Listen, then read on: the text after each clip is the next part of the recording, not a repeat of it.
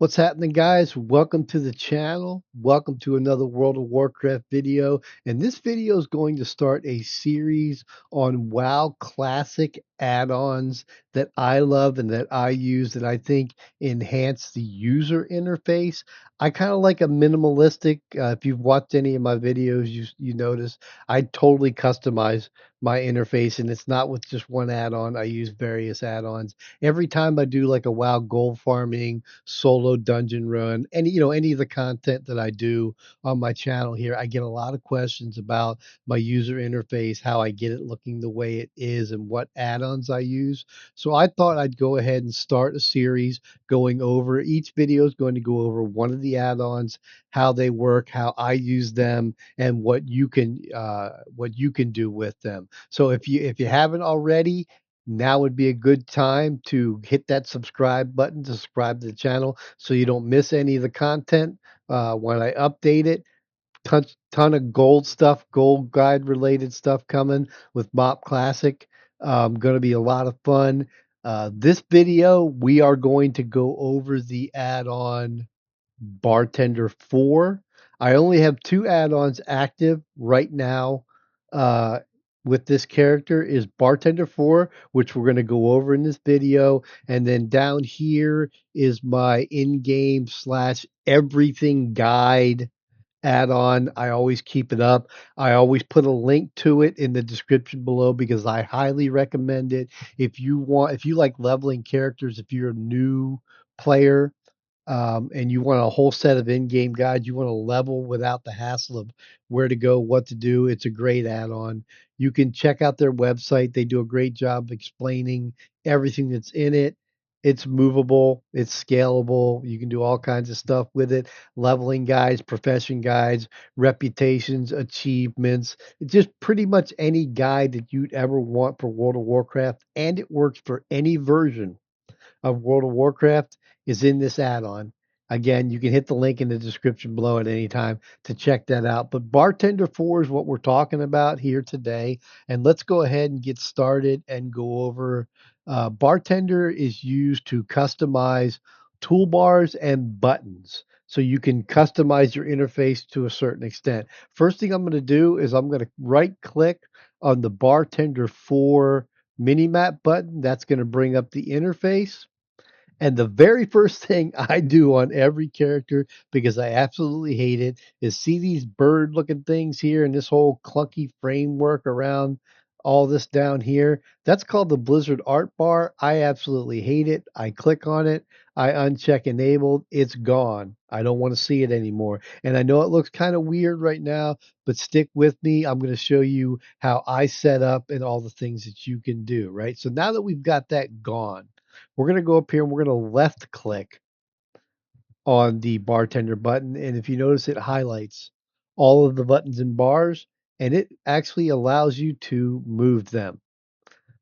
I like moving my micro menu and my bag bar up here at the top.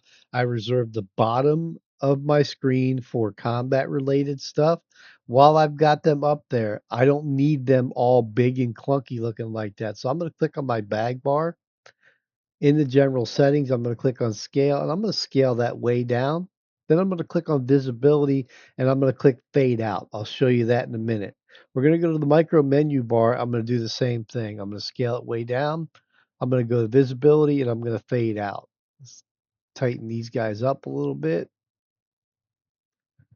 If you also notice, they give you two bars default on the right over here. If you wanted to move them to the left, if you don't like them on the right, you can do that. Just drag them wherever you want, right? But I like also taking bar 3 and clicking fade out, bar 4 of visibility, fade out. And then when I've done those two, I'm going to close this. I'm going to close this. Now, if you notice, my micro menu and my bag bar are gone. Unless I hover over them, I don't see them. I don't need to see them while I'm playing, while I'm running around, having fun, combat, whatever. It's just a distraction on the screen, right? Same with button 3 and button 4. Let me unlock my buttons here. Same with button 3 and button 4. Unless I put something in there, okay, now it's gone. But if I hover over, I can see the buttons. Great for mounts, profession buttons, things that you'd use that again are not really combat related. Although I'll put keybind stuff over there, combat related, because I don't need to see it in my main bars. But I just have them up there again because bartender, I'll show you in a minute, makes key binding super easy, right? Okay, so let's continue on. We're gonna set this up the way I like it. I put my bar one here. Let me move bar five. I put my bar six here. I like my experience bar at the top of the screen. Again, you could put it at the bottom. You could make it vertical and put it down the side of the screen if you want to, and we'll show you that, right? Pet bar, I'll put over here. If I don't have a pet, which I don't, this is a warrior. I'll click on pet bar, click uncheck enabled, it's gone. I don't need to see that, right? So my action bar, oh, one other thing, you get a reputation bar by default. Do what you want with it. I don't like it. I don't need it. If I need to see a reputation and where I'm at, I can open my character window. So I close that as well. So now I've got my extra action bar over here. Notice they put the stance bar over there, which is kind of weird. I will literally put the stance bar right next to bar six, my extra action bar, and then I will drag the vehicle bar right down in between the two. Bar five, you can stack here. I typically don't use it, so I'll disable it unless I need it. But that's pretty much the basic setup I'll use. Now let's go over all the various things you can do with these bars. I'm going to close that because also one of the reasons I do all this, I hate the chat window being up here. I'm going to unlock the chat window. I'm going to scale it over a little bit. I'm going to slide it down just to give me a little more free. I like the middle of my screen being as clear as it possibly can, right? All right, so now that we've got the bars set up the way we want them, and I want you to understand you don't have to do this with every character every time. Once you have a character with the buttons and the bars set up the way you think you'd like it for most of your characters, when you start a new character, you're going to come in, you're going to right click on the minimap button, you're going to come here to profiles, and then you're going to pull down the copy from, and you're going to select the character that you want your bartender set up to look like, and bam, it's done. Say you had your micro bar and your bag bar already up here, scaled down and faded out on that other character. You're ready to play. It's going to set your basic bars up the way you liked it for that character, so you don't have to do all this customization. But let's go over a few more things that you can do. Um, real important. It makes key binding super easy. See right here, you've got a key binding button. You click on that.